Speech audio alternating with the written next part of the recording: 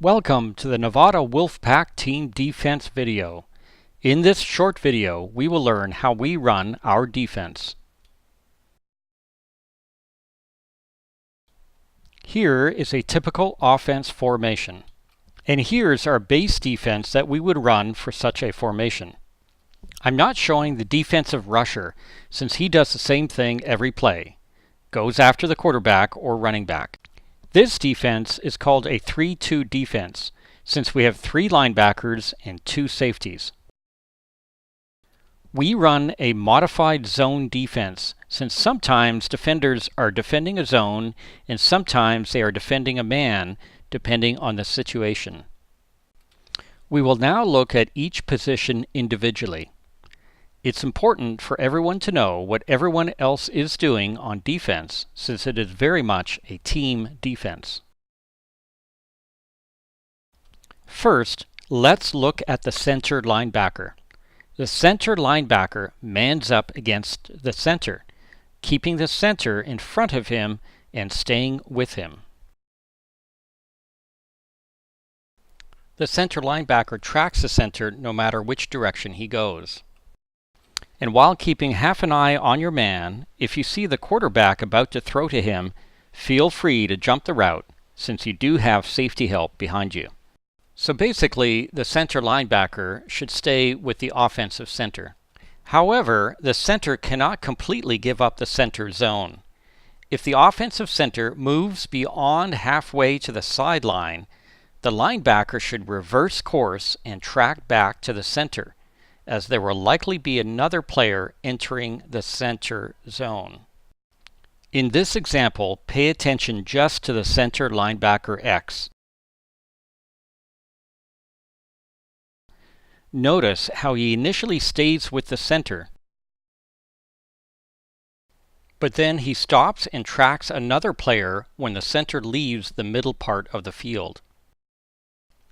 Let's look at that again.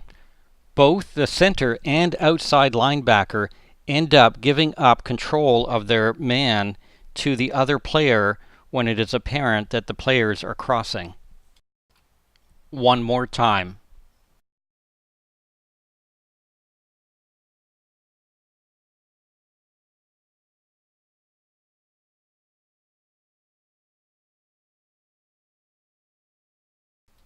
And never forget, you can always jump routes on cuts. Now, let's look at what the outside linebackers do. In a spread formation, they can have 2 receivers to cover. If there are 2 receivers on your side, line up between them.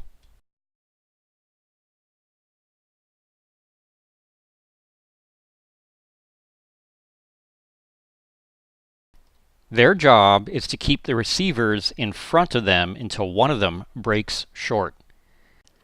The outside linebacker should pick up the short receiver, leaving the receiver going long for the safeties.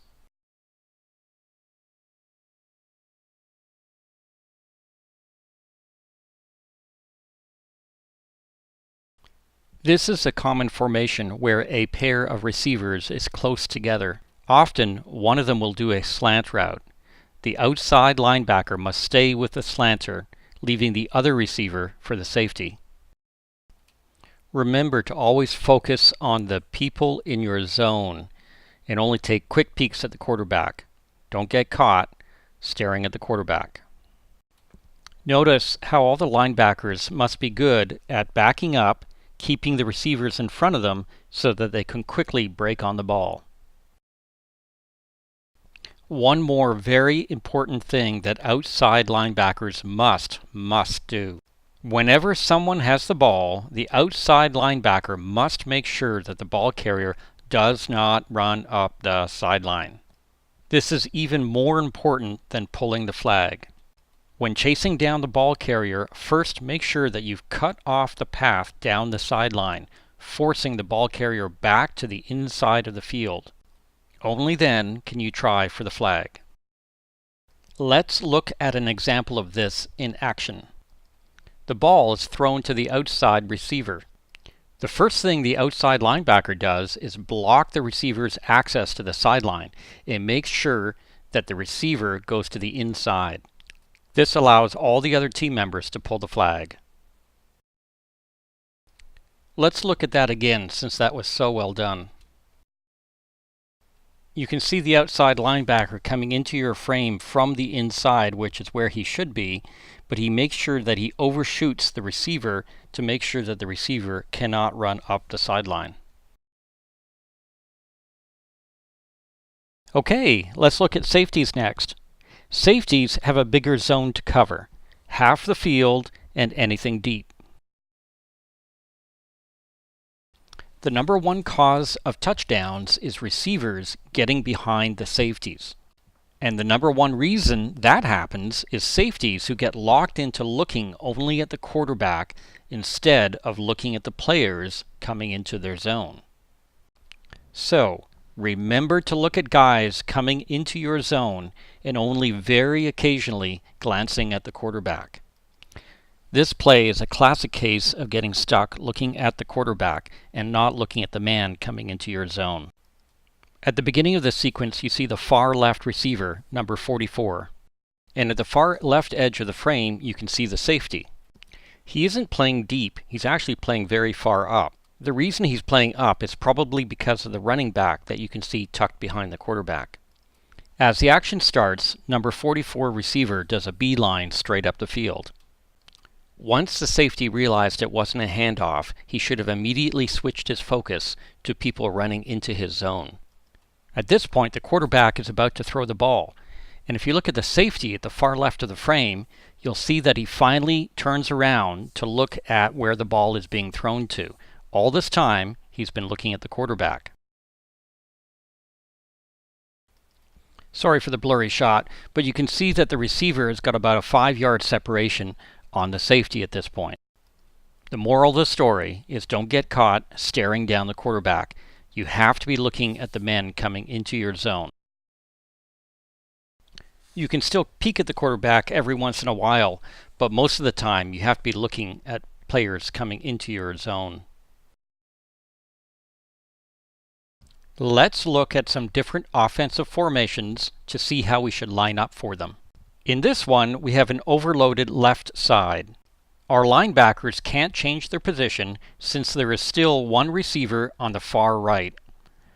Both outside receivers stayed lined up on the inside shoulder of the outside receiver.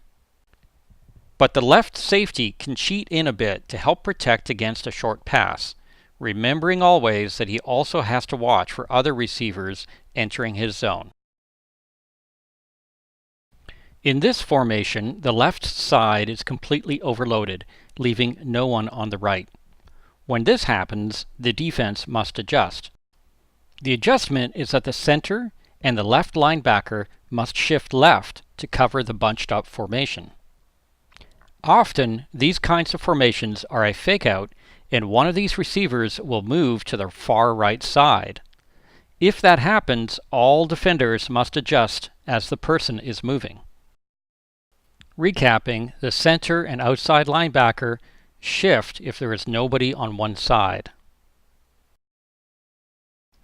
But if one of the offensive players moves before the ball is hiked, the entire defense must shift.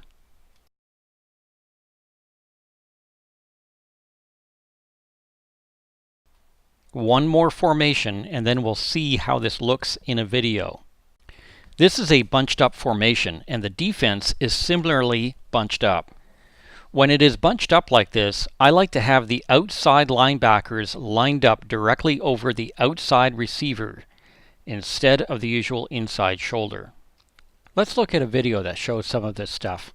This is similar to the bunched up formation we just saw on the diagram, except there is a far right receiver. This is actually a trick play and there is a lot going on in it, but let me see if I can break it down. First, notice that our outside linebacker on the left side, number 21, is where he should be, right over the left receiver. Also notice that the 21 linebacker should not move any more right than he is. He is at the furthest right edge of his zone as it is. As we start the action, the quarterback asks for motion, and the far right receiver starts to move before the ball is snapped. You'll notice that our far right linebacker is moving correctly and he's reacting, and he's starting to move left. Due to a tricky play that I'll show in a moment, we have a running back with the ball running up the left side. Unfortunately, the left linebacker decided to follow the big guy streaking up the field. If he had stayed in his zone, he would see the running back with the ball. So the moral of this story is to stay in your zone. Tricks are designed to trick you, but if you stay in your zone, you'll still be able to make the play. Let's look at that trick play in more detail. The center hikes the ball to the quarterback. And then the quarterback hands the ball to the running back through the quarterback's legs. Very, very tricky.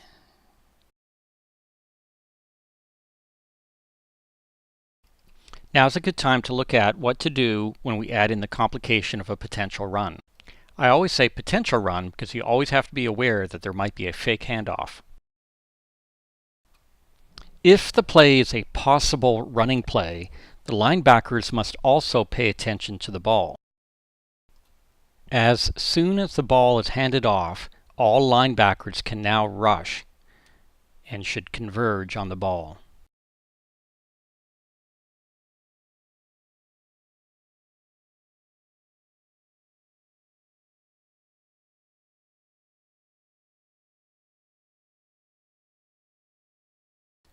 Bear in mind that there could be a fake handoff or not, so the linebackers have to cover their receivers in case of a fake handoff while also seeing if a runner has the ball.